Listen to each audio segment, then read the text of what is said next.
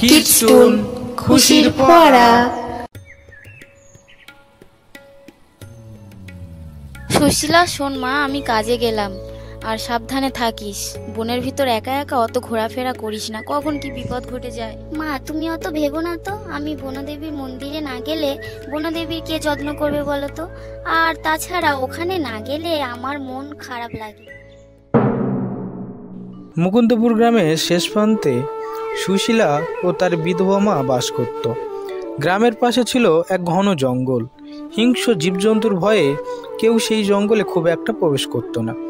তবে এসবের ভয় সুশীলা পেত না। জঙ্গলের ভিতরে বনদেবীর মন্দিরে দিনের বেশিরভাগ সময়টাই কাটিয়ে দিত বনদেবীর সেবা করতে। সুশীলা ও তার মা ছিল খুবই গরিব, তাই গ্রামের কেউ তাদের পছন্দ করত না। এমনকি গ্রামের কোনো অনুষ্ঠানেও তাদের নিমন্ত্রণ করত না। বিশেষত গ্রামের মোড়ল ভবানীচরণ মুখুজ্জে ও তার একমাত্র ছেলে তারিণী সুশীলা ও তার মাকে সুযোগ পেলেই অপমান করত।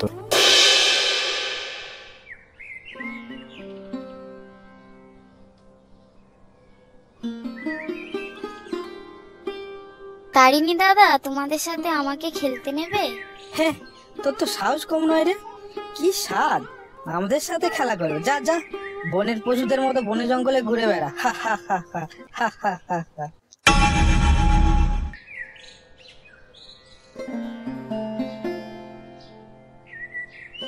বনদেবী, আমি কি দোষ করেছি বলো মা? আমার কি দোষ? সবাই আমাকে সব সময় এত অপমান করে, খারাপ কথা বলে। আমারও ইচ্ছে হয় ওদের সাথে খেলা করতে।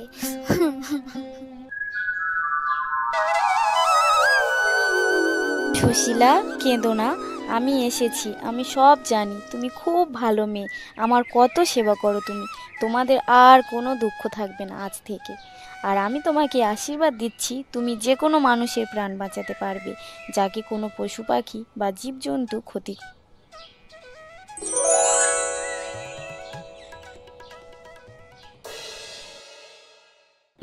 এর কিছুদিন পর গ্রামের মোড়লের ছেলেকে সাপে কামড়ায়। অনেক ওঝা গুণিন আসার পরও কেউ তাকে বাঁচাতে পারে না। এই খবর সুশীলা জানতে পেরে তাড়াতাড়ি মোড়লের বাড়ির দিকে রওনা হলো। মোড়ল মশাই, আপনি একদম চিন্তা করবেন না, আমি আপনার ছেলের প্রাণ বাঁচাতে পারবো। এত বড় বড় সব ওঝা যা পারলো না, আর তুই বলছিস তুই তা করতে পারবি? হ্যাঁ মোড়ল মশাই, আমি পারবো। হে বনদেবী মা, আমাকে যে আশীর্বাদ দিয়েছিলেন তার ব্যবহার করতে চাই আমি। আমাদের মোড়ল মশাইয়ের ছেলের প্রাণ ফিরিয়ে দাও বনদেবী।